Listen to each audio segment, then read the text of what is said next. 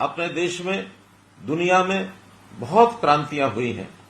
जैसा हमने सुना होगा कि हरित क्रांति हुई अन्न को बढ़ाने के लिए, ऐसे ही हमने सुना है कि श्वेत क्रांति हुई दूध का उत्पादन बढ़ाने के लिए, एक गोल क्रांति हुई आलू के उत्पादन को बढ़ाने के लिए, पीली क्रांति हुई तिलहन और दालों को बढ़ाने के लिए, नीली क्रांति हुई मछली पालन के लिए, भूरी क्रांति हुई खाद और चमड़ा इसका उत्पादन बढ़ाने के लिए, बादामी क्रांति भी हुई इसी प्रकार से, ऐसे ही लाल क्रांति टमाटर को बढ़ाने के लिए हुई। और मैं एक आज विशेष आपसे साझा करना चाहता हूं इस बात के लिए कि एक अमृत क्रांति जिसमें जल को कैसे बचाया जाए, इस क्रांति में आप सब लोगों ने भी भाग लिया है। इसीलिए मैं आपको अपना क्रांतिकारी मित्र बता रहा हूं और आपको बताया गया होगा कि आपने अपने इस प्रदेश में पानी को किस प्रकार से व्यवस्थित ढंग से उपयोग करना है, पानी का कैसे कम उपयोग किया जाए, इस पर ध्यान दिया है। उस योजना के आप भागीदार बने हैं। हम जानते हैं कि पानी कम भी और ज्यादा भी दोनों हानिकारक हैं। ज्यादा पानी आ जाए तो बाढ़ आती है और हमारी फसलें बाढ़ में नुकसान हो सकता है। ऐसे ही पानी अगर कम हो तो सूखा पड़ जाता है, हमारी बोई फसलें भी एक प्रकार से उत्पादन उसका खत्म हो जाता है, फसलें सूख जाती हैं, तो दोनों का ही एक प्रकार से हानिकारक है। हम जानते हैं कि पानी जो है उसके बहुत स्रोत हैं। हमें नहरों से पानी मिलता है, वर्षा से पानी मिलता है और साथ ही हम पृथ्वी के गर्भ से भी पानी निकालते हैं। अपने कुएं, अपने ट्यूबवेल ये लगा करके पानी निकालते हैं। हमारा एक समय था परंपरागत तरीके से हम अपने तालाबों से सिंचाई करते थे वर्षों पहले, और तालाब भी अपने आप नहीं बने थे। तालाब भी हम देखते हैं गांव के किनारे बहुत से उस समय के लोगों ने अपने अपने गांव में बड़े बड़े तालाब खोदे ताकि इस वर्षा के पानी को हम इकट्ठा कर सकें और उसका उपयोग कर सकें दैनंदिन जीवन में भी और सिंचाई में भी। अब इस प्रकार का एक समय अब आया है, हमको इन सब चीजों पर ध्यान करना होगा कि समय के हिसाब से चीजें अब बदल गई हैं, क्योंकि अब पानी का उपयोग, ये अंधाधुंध पानी का उपयोग होने लगा है। हमें खेती के लिए भी पानी चाहिए, हमें पीने के लिए भी पानी चाहिए, हमें दैनंदिन जीवन में जो पानी है उस पर भी बहुत उपयोग उसका होने लगा है। उद्योग के लिए भी पानी जो है वो हमको चाहिए और पानी निरंतर कम होता जा रहा है। एक प्रकार का अगर कहें कि जैसे मौसम में बदलाव हो रहा है, वैसे वर्षा भी अब अनिश्चित हो गई है। समय के अलावा आगे पीछे वर्षा होती है जिसका नुकसान होता है। अभी इन्हीं दिनों में वर्षा के ज्यादा होने से हमारी फसलें कितनी खराब हुई हैं। तो इन सब बातों का जब ध्यान करते हैं तो हमें पानी बचाने का एक विचार ये जरूर आता है। हम जानते हैं जल, जंगल और जमीन ये तीनों चीजें हमारे जीवन का आधार हैं और इन तीनों पर हमको चिंता करनी चाहिए। और जब चिंता करने की बात आई तो उसमें से एक विचार आया कि आखिर पानी का सदुपयोग कैसे किया जाए, पानी को कैसे बचाया जाए। जैसा हम देखते हैं कि पानी की खेती के लिए सबसे ज्यादा पानी धान में उपयोग होता है, गन्ने में उपयोग होता है। इस पर हमने एक नया विचार जो आपके सामने मैं रखने वाला हूं, लेकिन उससे पहले कुछ और चीजें ये ध्यान आपको मैं कराऊंगा कि पानी जमीन के अंदर से हम दोहन करते हैं तो जमीन धीरे धीरे पानी उसका खत्म होता जा रहा है और इससे जमीन बंजर होती जा रही है। पानी जमीन के लिए उसी प्रकार का एक मैं कहूंगा कि एक पानी की मात्रा जैसे शरीर में खून होता है। अगर हट्टा कट्टा रिष्ट पुष्ट बलशाली शरीर उसमें से खून की कमी हो जाए तो शरीर क्षीण होता चला जाता है, कमजोर होता चला जाता है, शरीर में ताकत नहीं रहती है।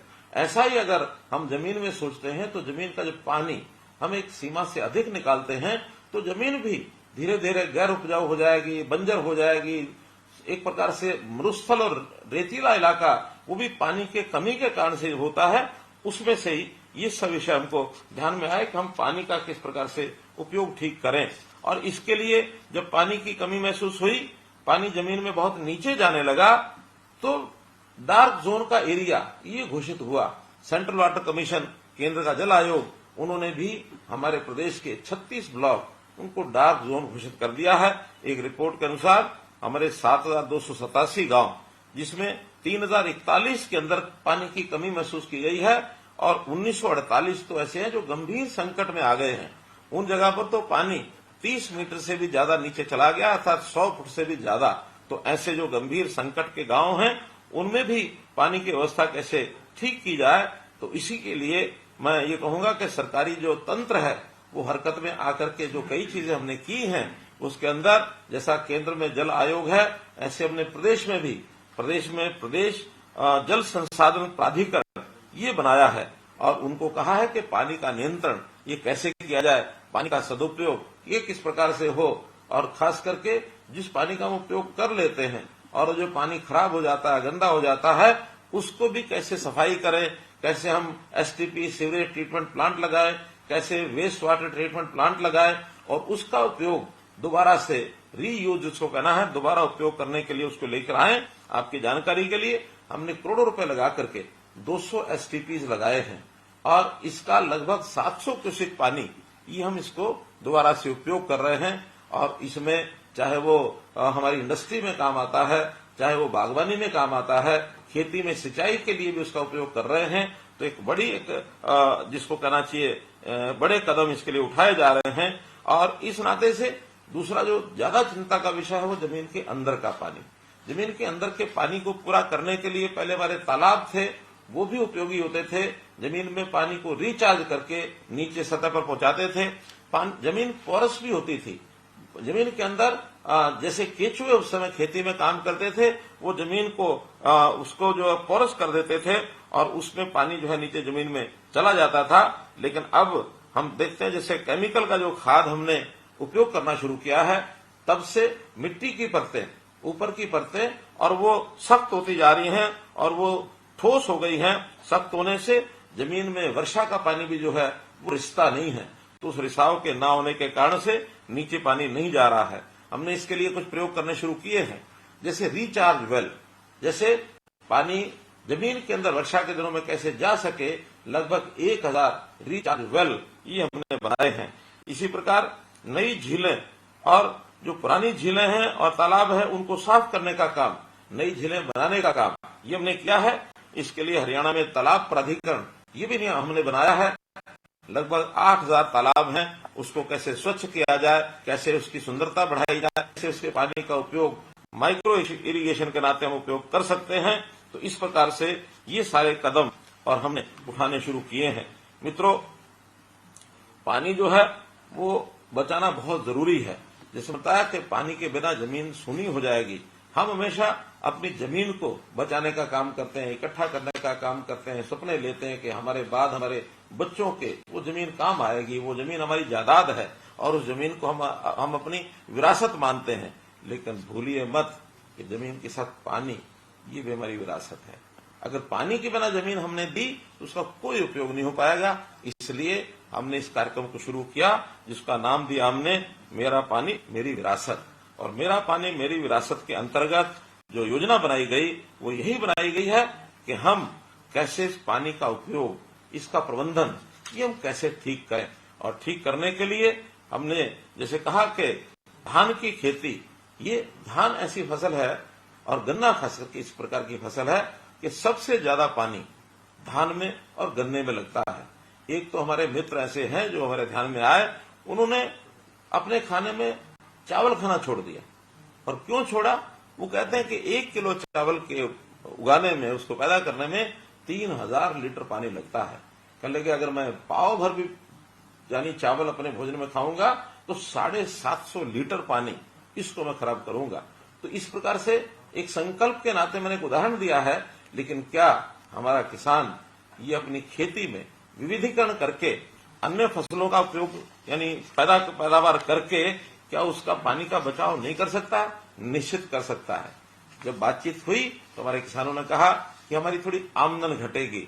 हमने कहा आमदन अगर घटेगी तो हम इस काम के लिए एक बहुत पवित्र कार्य है, हम स्टेट का जो बजट है वो भी इसमें लगा सकते हैं। आपको घाटा शायद पूरा तो ना भरपाई हो सके, लेकिन जो कारण है उसको यदि आप समझेंगे तो उसका कुछ थोड़ा मुआवजा हम भी देंगे। तो हमने 7,000 रुपया प्रति एकड़ ये मुआवजा शुरू किया आज से 2 साल पहले 2020 में। और मुझे बड़ी खुशी है कि आप सब लोग जो आज जुड़े हुए हैं, हजारों की संख्या में आज जो मेरे साथ किसान जुड़े हैं, जिनको मैंने हमारे क्रांति मित्र ये कहा है जल क्रांति मित्र ये हैं, अमृत क्रांति मित्र हैं। आप सब लोगों ने उसमें सहयोग किया और मेरी जानकारी के हिसाब से 1,74,464 एकड़ पिछले 3 साल में, और इतनी जमीन पर चावल छोड़ करके और दूसरी फसलों के ऊपर आपने जो काम किया है, चाहे उसमें मक्का है, कपास है, बाजरा है, खरीफ की दालें हैं, खरीफ तिलहन है, सब्जियां हैं, चारा है, पॉपुलर सफेदा, ये भी हमने जोड़ दिया है। तो ऐसे लगातार हम तीनों वर्ष में जो रिजल्ट निकाल पाए, 1,74,000 और 464 एकड़ भूमि पर हमने अपनी बिजाई दूसरी फसलों को बो करके एक बहुत अच्छा काम किया है। और मैं चाहूंगा कि आपने जिन्होंने काम किया, ये एक पवित्र कार्य, पुण्य कार्य किया, अपनी अगली पीढ़ी के लिए किया। और इसमें लाभार्थी आप नहीं है, लाभार्थी तो सारा प्रदेश है। यानी हम कहेंगे कि हम लाभार्थी 7,000 रुपए के हैं, 7,000 रुपया तो केवल एक थोड़ी मात्रा में आपको जो आपको नुकसान होगा उसकी पूर्ति करने के लिए दिया। लाभ तो हमारी अगली पीढ़ी को हो रहा है, पूरे प्रदेश को हो रहा है। आप तो इसमें कर्म करने वाले कर्मार्थी बने हैं। कर्म करना ही हमारे लिए बहुत श्रेष्ठ जो काम है वही है। हम कर्म करते जाएं, फल तो जिसको लेना होगा हमें मिलेगा या किसी और को मिलेगा, इसकी चिंता नहीं करनी चाहिए। लेकिन निश्चित रूप से ये एक फलदायी कार्य है, इसको हमको अपने आप को भी करना है और बाकी लोगों को भी इसके लिए कराना है। और हमने तो यहां तक कहा कि अगर, क्योंकि हमारे किसान भाई जानते हैं कि 3, 4 साल, 5 साल के चक्र में एक साल फसल न बोई जाए तो फसल की उपजाऊ जो शक्ति है वो बढ़ती है। आप अगर विविधीकरण से दूसरी फसल न भी बोएं, लेकिन धान की जगह की फसल को आप खाली भी रखते हैं तो जमीन का उपजाऊपन बढ़ेगा और उसके बदले में भी हम 7,000 रुपया ये आपको देने वाले हैं। एक दूसरा तरीका पानी को बचाने का हो सकता है डायरेक्ट सीडिंग, सीधी फसल की जो बिजाई है धान की, अगर वो करते हैं उससे भी हमारा पानी बचता है। इसके लिए भी हमने 4,000 रुपया प्रति एकड़ इसका जो अनुदान है ये दिया है। तो उस पर भी बहुत से जो हमारे बंधु हैं वो आ गए हैं। और अब हम चाहते हैं कि हर गांव का पानी ये बचना चाहिए। सरकार के बहुत से ऐसे कार्यक्रम शुरू किए हैं जिससे जो बरसात के दिनों का पानी है वो हम तालाबों में उसको भेज सकें, और जो हमारे तालाब जो नए हम बनाएंगे, झीलें बनाएंगे, उसके अंदर रख सकें, पानी का रिचार्जिंग कर सकें। हमने मसानी डैम में ये प्रयोग किया है कि वहां पानी लगातार बरसात का जाता है और फुटों फुट पानी वहां खड़ा रहता है। तो उसका परिणाम ये निकला है कि वहां रेवाड़ी जिले के आसपास लगभग 10 फुट पानी इसका जो लेवल है ये ऊंचा आया है। तो ऐसा काम हम अपने खेतों में रिचार्जिंग वेल लगा करके कर सकते हैं, या वहां पर हम माइक्रो इरिगेशन के लिए अपने कुछ जिसको कहना चाहिए पानी संग्रह करने के लिए छोटे रिजर्वायर बनवा सकते हैं। उसके लिए सरकार सब्सिडी देती है। हम माइक्रो इरिगेशन का अगर प्रयोग करते हैं तो सरकार उसके लिए भी 85% ये सब्सिडी देती है।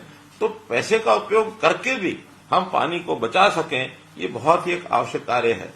गांव-गांव में हमारे जल प्राधिकरण, जो हमारा जल संसाधन प्राधिकरण है हरियाणा का, उन्होंने तो योजना बनाई है कि पहले ब्लॉक के हिसाब से हम डार्क जोन का मूल्यांकन करते थे, सेंट्रल वाटर कमीशन ये करके देता था। अब तो हम स्वयं हर गांव का ये मूल्यांकन करेंगे कि उस गांव का पानी 1 साल पहले कितना था और अब 1 साल के बाद ऊपर आया तो कितना आया। हर गांव के लिए पीजोमीटर इसकी हमने व्यवस्था की है। लगभग 1500 गांव में ये पीजोमीटर लग चुके हैं। अन्य गांव में भी अगले वर्षों में पीजोमीटर लगाए जाएंगे, खास करके जहां पानी का लेवल 100 फुट से ज्यादा नीचे चला गया है। जहां 100 फुट से ज्यादा नीचे पानी गया है, हमारे किसान बंधु जानते हैं जो ट्यूबवेल चलाते हैं कि हर साल एक पाइप या 2 साल के बाद एक पाइप उनको नीचे पानी का डालने पड़ता है। और पिछले 10 साल में तो लगातार हर वर्ष 1 मीटर पानी नीचे जा रहा है। ये बहुत एक खतरनाक ट्रेंड है, इसको हमको रोकना होगा। और यदि इसको हम रोक लेंगे तो अगली पीढ़ी निश्चित रूप से हमको एक प्रकार से इस बात का श्रेय देगी कि हमारे पूर्वजों ने पानी की चिंता की है। हम जरूर इसकी चिंता करें और चिंता करते हुए इस संकट में हम कहीं किसी प्रकार से फंस ना जाएं। तो इस नाते से आज मैंने जो बातचीत की है केवल उन बंधुओं से की है कि जिन्होंने इस मुहिम में, इस आंदोलन में भाग लिया है और भाग लेते हुए अपने इस उद्देश्य को पूरा किया है। आज इस अवसर पर मैं आपको बहुत बहुत बधाई और बहुत बहुत शुभकामना देता हूं कि अपने इस काम को हम स्वयं भी करें और अपने जो पड़ोसी और किसान बंधु हैं उनको भी कहें कि पानी ये बहुत जल ही जीवन है जैसा कहते हैं। तो जल ही जीवन के नाते से पानी को बचाना, अगली पीढ़ी के लिए पानी हमारा ठीक से हमें मिले, इस एक संदेश के साथ मैं आपको पुनः बहुत बहुत शुभकामना देते हुए बहुत बहुत धन्यवाद करता हूँ। मनोहर लाल का संवाद आपने ये सुना। मेरा पानी मेरी विरासत के तहत उनका ये संवाद रहा, जहां पर उन्होंने बताया कि पानी की उपयोगिता कितनी जरूरी है और साथ ही उसका सही ढंग से संचयित करना भी, क्योंकि आने वाली पीढ़ी के लिए ये पानी बेहद जरूरी है।